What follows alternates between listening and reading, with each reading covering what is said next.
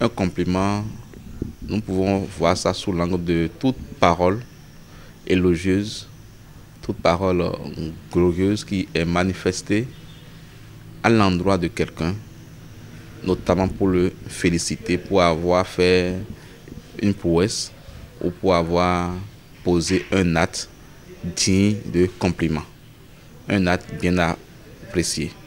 On peut également avoir des compliments qui sont toujours des paroles élogieuses, glorieuses, mais qui vont dans le sens de la flatterie. Et derrière dans cette flatterie, il y a forcément un intérêt que vise celui qui fait des compliments. C'est pour ça qu'on dit très souvent que le flatteur vit aux dépens de celui qui l'écoute. Parce que si ses compliments ne sont pas honnêtes et sincères, forcément il y a derrière un intérêt. Notre société africaine a la culture de compliments. Parce qu'au-delà d'être des paroles individuelles ou des paroles adressées vers un individu, ça peut être également des compliments qui prennent la forme de griots.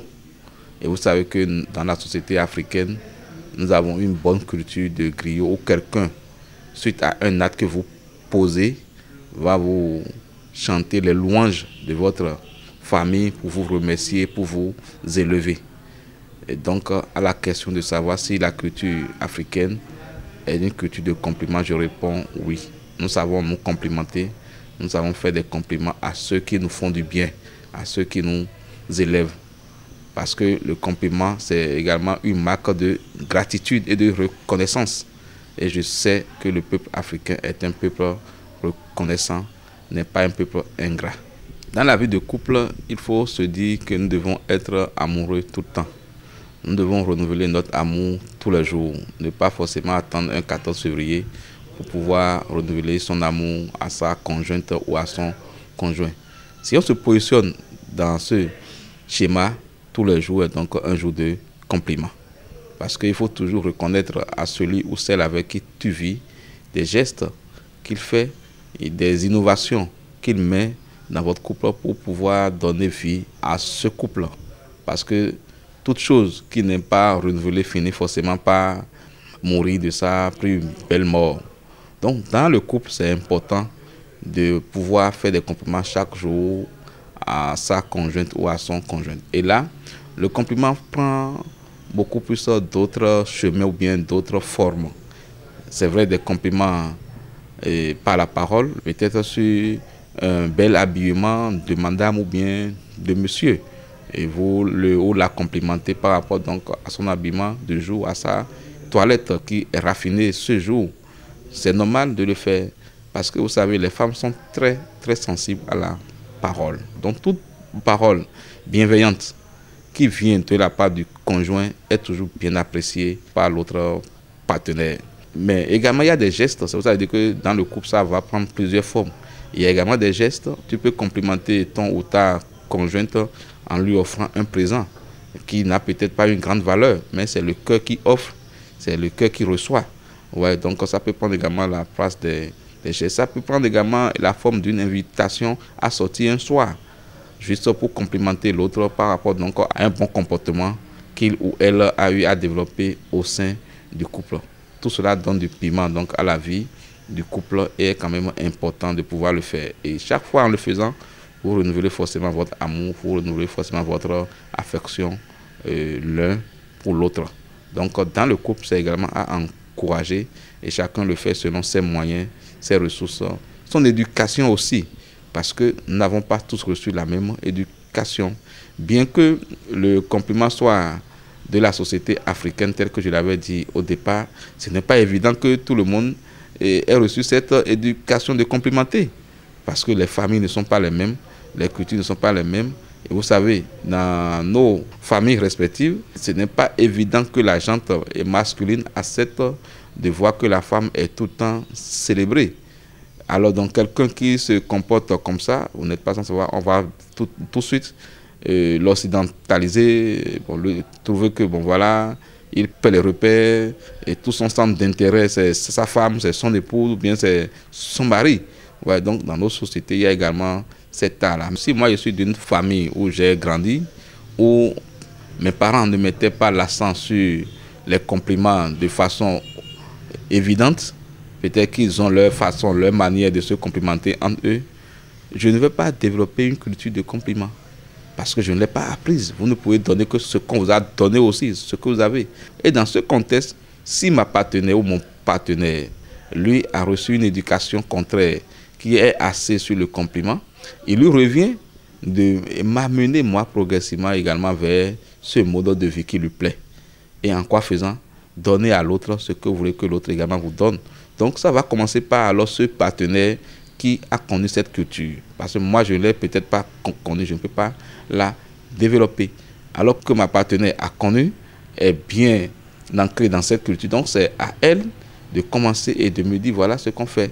Dans le couple, il ne faut pas avoir honte de dire je ne sais pas. Et d'apprendre forcément de l'autre. Et donc en apprenant de l'autre, moi-même je vais forcément adopter cette culture de compliment. Parce que si vous ne le faites pas, ça crée forcément des désagréments dans le couple.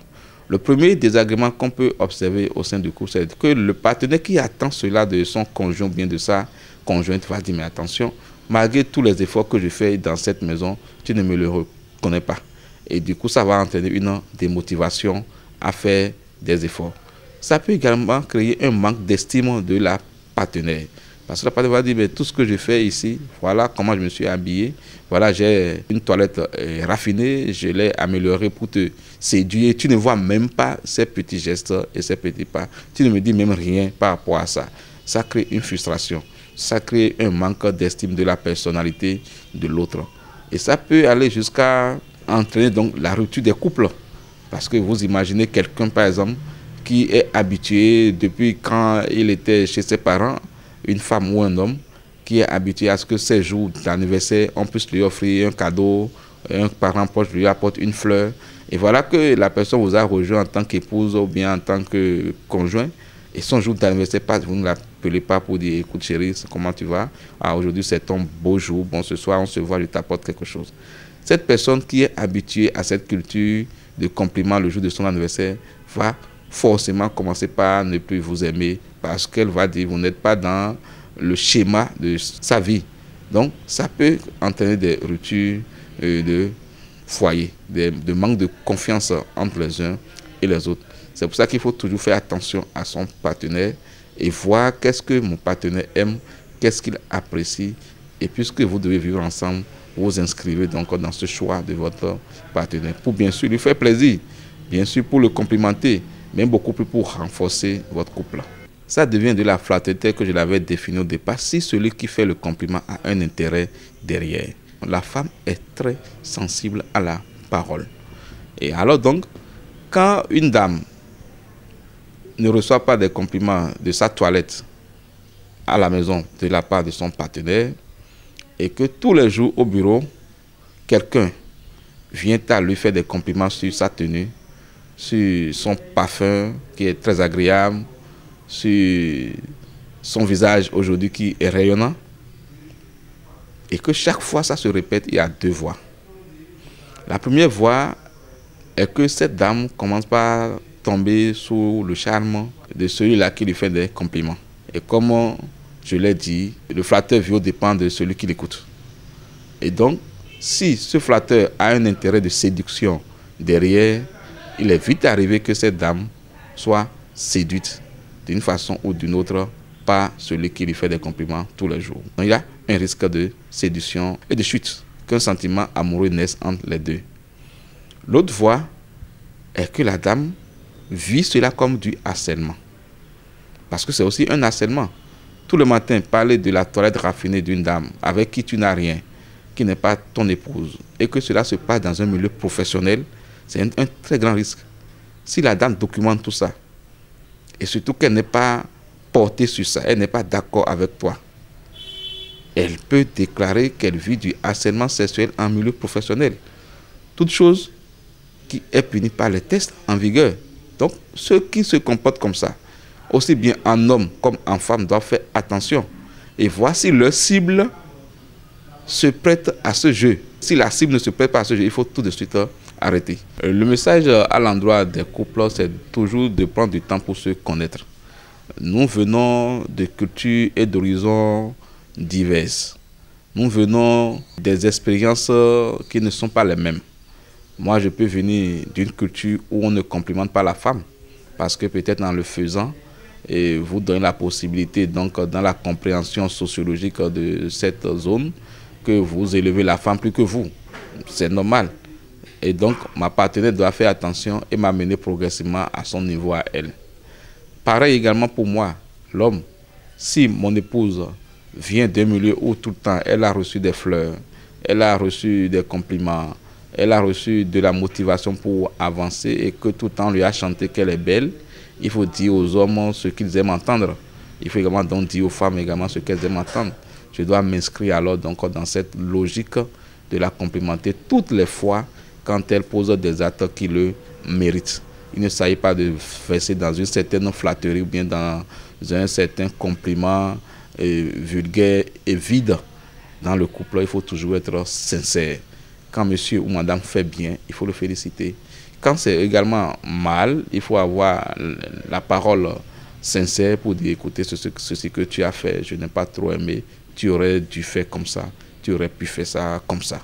C'est ça qui permet de se connaître davantage, de maintenir la communication au sein du couple pour pouvoir avancer et faire chemin ensemble.